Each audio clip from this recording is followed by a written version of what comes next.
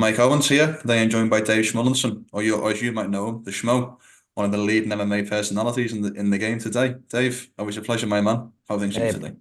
I appreciate you having me back on, man. And yes, I'm Dave. I'm not the schmo right now. Hope that's okay. This is who I am when I'm not in character, but hope your day's going well, Mike. Great chatting with you. No, it's always a pleasure. It must be difficult sometimes to step away from the Schmo when maybe you get spotted on the street, or maybe just trying to be a normal person and people coming up and expecting the glasses and the voice. Is that ever a difficulty for you?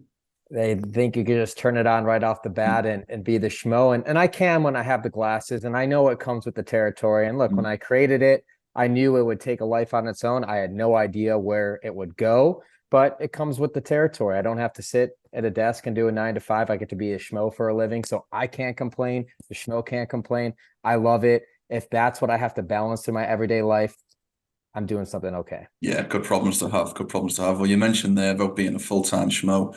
I've got you on today to kind of, as we close out the year, certainly with the UFC with 296 last Saturday, just give your overall thoughts on the year that was in 2023 in MMA. So first and foremost, get a kind of blanket view on the year. How would you give me a rating for how you would view 2023 in the year in the sport of MMA? Well, it's got to be an A. And I say it's got to be an A because there's so much chaos. There's so many things that happened. Obviously, the merger with Bellator and PFL, that's a huge topic. Francis Ngannou leaving the UFC, boxing, Tyson Fury going toe to toe with him, arguably winning that and becoming the lineal heavyweight champion of the world, combat champion of the world, not just in MMA, but in boxing too. That's absolutely huge. And then with the UFC, the turnover in champions, Sugar Sean O'Malley's champion, Sean Strickland's champion, Leon Edwards proved that he is that man at 170 pounds. There's just been a lot of turnover, a lot of chaos, a lot of change, and I think that's good. It creates a lot of storylines, a lot of buzz, and then we're not right on the doorstep for UFC 300, which is now April 13th. That announcement was made pretty recently. Things are good. So if you're a big MMA fan, you really can't complain. You mentioned there a little bit about the chaos. I believe 11 new champions were crowned in the UFC, including interim, including elevated champions and all of that, unifications. First and foremost, when you began the year in January, did you expect that much turnover? And B, what do you attribute that turnover to? I wouldn't say I expected to see as much turnover as we've seen, but I think a lot of what tributes to the turnover probably is just how frequently there's fights. The UFC is putting on fights so many times every single week, and a lot of guys feel the need to step up. Look at Alexander Volkanovski. He challenged in two different weight classes at 155 and 145. Yes, he didn't have the results he had at 155, but look at who he won over. In terms of like merit of where he sits on the pound for pound rankings and pound for pound fighters, he's willing to fight anyone, anytime, any place. He stepped up to fight Islam Makhachev short notice when Do Bronx had to pull out with injury, and it didn't go his way, but he defended the 145-pound belt. He's going to be doing it again early Q1 in 2024. So I just think that people willing to step up, that tributes to a lot to the turnover. Obviously, we have an interim heavyweight champion in Tom Aspinall. We didn't get to see the John Jones Stipe Miocic fight, but we are going to see that, and we can talk and touch about that if you want to, if that's somewhere we want to go with this. But I think a lot of the turnover has to do with the frequency in the fights, the willingness of the fighters, and also the talent level. I think what people don't realize about this sport, and I say this all the time, is where was the NFL 30 years into their uprise? And NFL is the most popular sport in the United States of Hmm. America, and that's where I live. So I'm going to use that as an Yeah. example. They were still using like leather helmets. Like they didn't have Hmm. rules to protect players and stuff like that. Even it was mostly running the ball dominant, not passing the ball down the field. That wasn't the forte. If you look at where MMA was 20 years ago, 10 years ago, even 5 years ago, just like different things, the evolution of it, complete fighters, people going to a gym like AT&T or Kill Cliff FC or Extreme Couture where they can get their wrestling, their jiu-jitsu, their striking. They can work on all their different elements of their game. Whereas 10, 20 years ago, you had to go to this wrestling gym on this time. You had to go to this striking gym at this time. Like the athlete has evolved, and I think that creates stronger competition. Mix that with the frequency and schedule. That's why you see so much turnover. Yeah, no, 100%. And I guess of those 11 that we've mentioned, is there a particular crowning of a particular champion that stands out to you most in this year? Like when I say the words new champion, who's the first face that comes to mind? Well, I brought up Sean Strickland and Sean O'Malley, the two Seans, for a reason, because that's just like Sean Strickland. Who would have imagined? I think he was ranked number 7 at the time when he stepped up to fight Adesanya. It was DDP's fight, but realistically, he hurt his foot or had an injury from the Robert Whitaker fight, and that was too quick of a turnover. 2 months, you can't expect him to go to Australia and fight. So Sean Strickland, just based off of the situation and everything in this sport, is also attributed to timing as well. Like, sure, the best fight the best, but sometimes it doesn't work out timing wise, schedule wise, injury wise, where the second best or the third best option happens. And likely that was the case in Sean Strickland's, and he stepped up, he came to the plate, and not just because he beat Adesanya, but the way he beat Adesanya. He was able to dominate that fight and nearly finished him in the first round. So I know I've interviewed him pretty frequently and we have a good rapport, and it may sound to the casual person, oh, Sean Strickland always interviews him, say what you want, whatever. But how could you not see Sean Strickland as the most surprising middleweight champion or champion in general for 2023? And another thing that people forget is Sean had a really bad 2022. People forget the Pereira loss, and people especially forget the kind of near loss right at I believe, the final card of the year, around about the 20th of December. And then he comes off that short notice win against Imavov, and things just start to move with the Abus Magomedov win. And then the unique situation with Adesanya is difficult to kind of contextualize in that way. But it's been a very, very tale of two halves in terms of the last 2 years for Sean Strickland. Oh, for sure. It's a sport of momentum, or as the Schmo says, Schmomentum. Think about like in 2020, like the year that a Kevin Holland had 5 fights, right? And just the names he was racking off. And now he fights at welterweight, but think of the names he's fought at middleweight, fighting all the who's who, and Kevin Holland stepping up. And then if he doesn't get a win, or if he has a recent loss and people just get off the bandwagon and stuff like that, and then he gets a win and then he gets the momentum riding again. It's crazy how the sport works. People always remember you from your last performance. So that's just the way the cookie crumbles, I guess. Yeah, 100%. And you mentioned the other Sean there, Sean O'Malley. I had the pleasure of watching the Sugar Show do his thing back in August. My first UFC, actually, Dave, so it was a kind of unique experience for me. I've been to a lot of shows over here. I've watched Tyson Fury and many others, but to go to the first UFC and see that moment was very special for me. For you, because I do believe you were there, what can you say about what you witnessed in Boston, and what can you say about the potential star that O'Malley can become? Well, just look at the crowd during his walkout. I mean, Sugar Sean O'Malley won over the entire Boston crowd. I guess like he is an adopted Irishman, but he grew up in Montana and he trained and lives out in the outskirts of Phoenix, Arizona. He fought in Boston and he won the entire crowd over. And Aljamain Sterling, yes, a New Yorker, but East Coast fans travel a certain way. But there, the optics from watching on your television and just listening in the building, that was such a pro Sean O'Malley crowd. And he has this aura about him, this confidence about him. And I've been around Sean O'Malley a lot over the years. And what I've always appreciated about Sugar Sean O'Malley is he's always been the same person since right after I had met him, after the Contender Series, the Snoop Dogg, the viral knockout and everything like that, to who he is as champion. He's always manifested this moment. He's always manifested being who he is. He's always lived the life of a champ. In fact, how great he is at marketing. He's always made jerseys and different merch drops for every single event. I remember a couple of years ago, he was wearing he and I still have one too, because we have a relationship. We were talking off camera before this interview about how you're around the sport, you develop good relationships with people just because they're good people in the sport. And he's someone I've developed a good relationship with over the years. He's got a jersey that says champ on it. And this was a couple of years ago. So he manifested this. So that's such a powerful thing. And that's something that sticks to me too. And it's something that sticks with Helen as she pursues her athletic dreams in swimming right now too. So it's just something that we're cognizant of. Yeah, no, 100%. I suppose we couldn't talk about 2023 without mentioning the absence of the biggest star in the sport. Obviously, Conor McGregor. There was, I think, a lot of temptation, if you like, especially with the Ultimate Fighter season, that McGregor would make his return this year. Unfortunately, that never happened. I guess, from your perspective, in what ways does the lack of McGregor in a calendar year, in what way do you think that nullifies the sport in terms of an exposure perspective?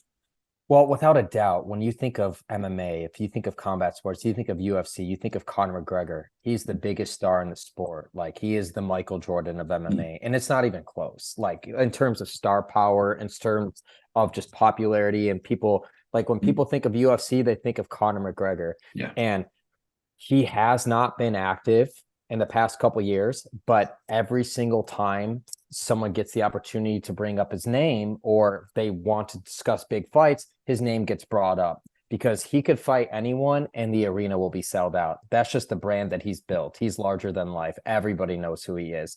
So I think that personally, UFC 300's got to be the date. It's got to be Mm, the date for Conor McGregor. It just truly has to be. Like you can't have 300 and not have Conor McGregor, especially because he didn't fight in 2023 and his injury was gruesome.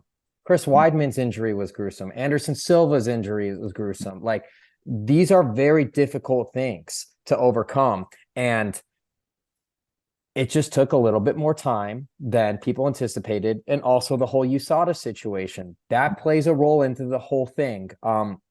I personally still believe Conor McGregor fights at UFC 300.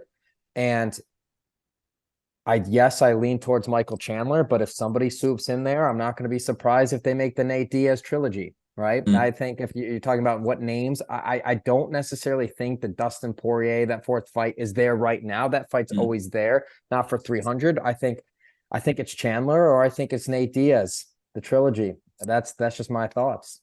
Do you have any stock in the potential Justin Gaethje fight for the BMF title? I'm not opposed to that. That's a great fight too. I think Mm, that's a fantastic fight. I just don't think Conor McGregor would do that fight. I think he would do that fight. I just don't think they would do that fight for 300. I yeah. love that fight though.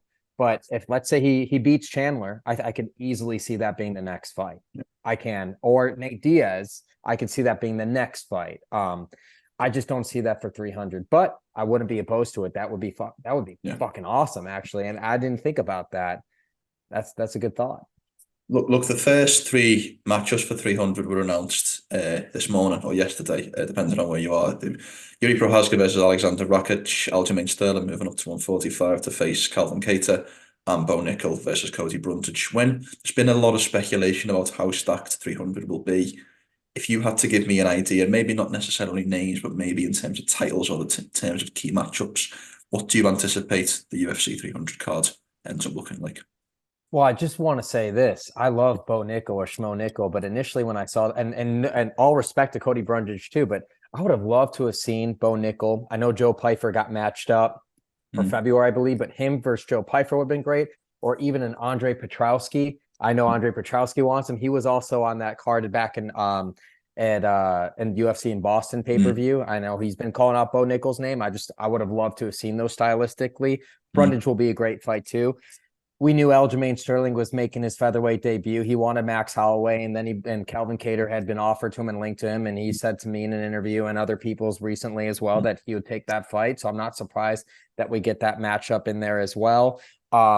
Yuri Prohaska and Rakic is an important fight in the light heavyweight division. I think it's definitely like one of those title eliminator type fights. It's like if it's not, the winner of that is next in line, but they're put in position to be in that next in line for that mm, eliminator fight. It's really important for what the moving pieces at the top of that division, especially as Jamal Hill is recovering from the Achilles injury. So mm, that's a very important fight. Now that you brought up the Gaethje thing to me, I think that's a very, very likely thing for him to be on that card and defending that BMF title. And it would make sense for Conor McGregor, but there's also names that mm. could be up there as well. Poirier, I feel like will end up on that fight card as well. I really do. I just could see him being up there on the UFC 300. And then there's got to be something that just swoops in there that you don't expect to come. George St. Pierre's already been on record saying it's not going to be him. That's understandably so, but like I'm not going to sit here and rule out a Ronda Rousey or some sort of big name Mm, coming in there and just and taking people's breath away. Like I think just like the stars are aligning for something like that to happen, where someone could just pop up and like, oh, this person or Nick Diaz could pop up and oh, let's see that happen. But I think one of the Diaz brothers is likely to be there. I think Gaethje is likely to be there, and I wouldn't be surprised if Ronda Rousey just, comes out of the wind and comes Mm. out of nowhere and comes up on that 300 card. Kind of talking about the kind of superstars of the sport, kind of topic I wanted to touch on because I feel like 2023 has been the year of like the unlikely star. I think when you look at Alexandre Pantoja's rise, I think when you look at Leon Edwards' two title defenses, Sean Strickland capturing a title, to an extent, Tom Aspinall capturing a heavyweight title. These are not the uber marketable guys who maybe the UFC want in these championship positions. I'm wondering what you kind of ascribe to my theory about the unlikely star, and if so, if that's something that you can see continuing in Oh 2024. yeah, I absolutely, and then that kind of touches a little bit on what we were discussing at the beginning of the conversation, where Mm.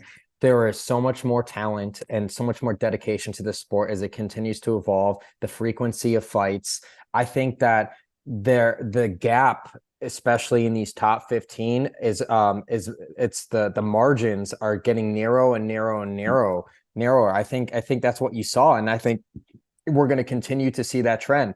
Someone who's going to come up once he's healthy as well. And I think this is a matchup we're going to see. And here's depending on the health, but an idea for UFC 300. I think we're going to see Umar Nurmagomedov against someone I recently just interviewed, and then Corey Sandhagen. Mm. That could be a title eliminator fight, right as well. And then obviously we have at the beginning of the year, we have Henry versus Marab. You can argue that's a title eliminator. But I think someone like Umar, if he gets through Corey Sandhagen, that's someone who could just shoot up the trajectory pretty quickly and contend for the bantamweight strap. And that's someone that you could see right off the bat as well. And then there's always names. There's always those fighters out of Dagestan that Mm. are just climbing with their work ethic, and just, Khabib's camp, Javier Mendez camp, what they're doing and how they're able to train, just their mindset. There's always going to be names that kind of just shoot out of the cannon. Think about how quickly Alex Pereira came up and Yeah. rose. I think that's another story that we should touch upon as one of the great stories of mixed martial arts and the great stories of 2023. The adversity he faced and losing to Izzy. Finally, Izzy got the win. He Mm. goes up to light heavyweight. He beats Jan Blachowicz, and then he gets the title shot and he wins, and he beats Yuri. I think he's one of the best stories, Alex Pereira, in MMA as well. And if you look at him and how quickly he rose, obviously had the kickboxing accolades, but he still had to learn jiu-jitsu pretty quickly. And credit to Glover Teixeira and Teixeira MMA and Fitness and all those guys over there in Connecticut, because they do a great job. And you're going to see that. And I think that's a beautiful thing with this sport, especially as it continues to grow. Yeah, no, I couldn't agree more. I guess kind of the last piece of the puzzle of topics I want to discuss today was maybe moving away from the UFC and touching a little bit on PFL, because I feel like in terms of the major talking points, in terms of what we do as journalists and media trying to cover these stories, they maybe had two of the biggest, certainly in terms of Francis Ngannou and Tyson Fury and that whole the signing with the PFL, and obviously how that fight ended up going down, and then obviously with the acquisition of the Bellator brand. So how do you assess what PFL have done in 2023? Do you look at this as a good year for them, a great year, or something in between? Well, I don't know their finances, but here's from the optics, and I'm going to take a step back and look at it for holistically. Mm. What's the platform that they're on? They're on ESPN, and that's the same platform that the UFC's on. It's always been known as one of the worldwide leaders in sports. It's one of the largest platforms you can get from a television standpoint. They check the boxes. If you ask who are the biggest MMA organizations in the world, obviously everyone thinks of the UFC. You think of Bellator, you think of PFL, you think of one championship, right? Those four are always in the topics of conversation. Now you take in Bellator and PFL and you're merging them together. One championship, most of their business is over in Asia, so that's an isolated part of the world across the pond. And now you have really good talent and Bellator and PFL coming together. I don't know the optics of how they operation, how their money situation is. I'm not going to get into the business side of things. That's something for somebody else, and something that I don't want to comment too much on my side of things, how their business is run. But from an actual talent standpoint and a product standpoint, they have an opportunity to be a key player in the space. I think when people think of, I've used this analogy before. I even think Joe Rogan recently used the analogy is if we compare to American football, the UFC is the NFL, and then other football leagues out there, the XFL, the CFL, Canadian Football League, and stuff like that. That's where it is for other leagues when it comes to just playing professional football. I think there is a smaller gap from UFC to now a merger of Bellator and PFL. But even if the gap is smaller to what the NFL is to their competitors, to what the UFC is to their MMA competitors, even if the gap is smaller, there's still so much work that needs to be done, especially from a marketing standpoint, a brand integrity standpoint, to really get the consumer to pay, especially as they go into this pay-per-view model of, hey, we're going to charge X amount for these premium fights and do X, Y, and Z. It's like you have to really put on a show and show the value of why it's going to be there, because it's always going to be instinctually in people's mind that, hey, if I want to be the best fighter in the world, I got to get to the UFC. There is going to be so much education. So there's got to be so much done to just close the gap and change that. It's not something that's going to happen in 2024. It's not something that's going to happen in 2025. It's going to take years of building interest and trust to do that. They have the capability to do that, but it's going to take a lot of work and a lot of patience and a lot of trial and error. And if they're willing to pay the piper, they can get it done. It's feasible. The light is there at the end of the tunnel, but it's going to take work.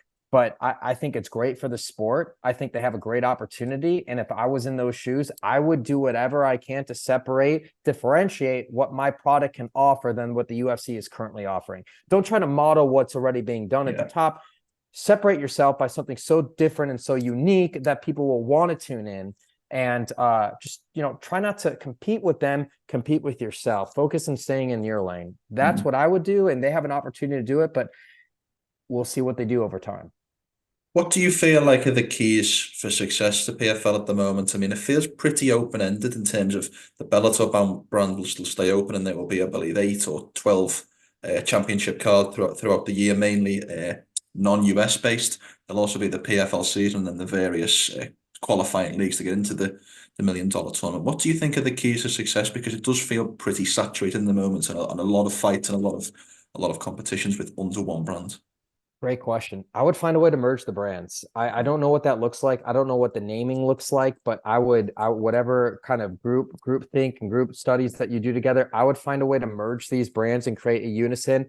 I love the tournament format. I think that's different and unique. Obviously, the UFC doesn't do that. That's an old school way, as some of the older organizations in MMA used to do. I would try to continue down that path. I don't necessarily know about the pay-per-view model, and that's just something they will have to really consider and think about. But I think that if they find a way to merge the brands, and if they continue to do things that are different, the $1 million tournament, that's a cool feature. But they can only do that every so often. So what are you going to do in the intermediate time? What are you going to do to build the names to get to that point? They have a season, they have a different little set of rule books. And then when you have different rules in the PFL, now you have to educate the casual fan. So I would look into that and say, hey, do we really want to have a really different separate rule set, or do we want to kind of go universal? I would do that. And it seems like they're pretty regional of where they put on shows. I would look to expand to different regions, and different regions the UFC in the United States that the UFC hasn't been to in maybe a couple of years or some time, and just go to different states or just try to develop different relationships. So I would just really structure a format that's different than the UFC, because then you give people an alternative to watch, especially if they're not getting UFC. And most importantly, in which they're already doing, is picking a different date to host their fights. Like when they do Friday nights as opposed to Saturday nights, that's an important thing. Yeah, Dave, there you have it. Dave, it truly is always a pleasure to sit down and catch up and get some of your time and some of your insights into the wonderful sport that we both cover. Thank you for your time today, and I look forward to hopefully meeting up in the new year. Absolutely, man. Well, Merry Christmas, Happy Holidays, stay safe, stay healthy, and we'll see you in 2024, Mike. Make sure to subscribe to the LowKick MMA YouTube channel for all the latest news, event previews, and interviews with some of the biggest stars in MMA.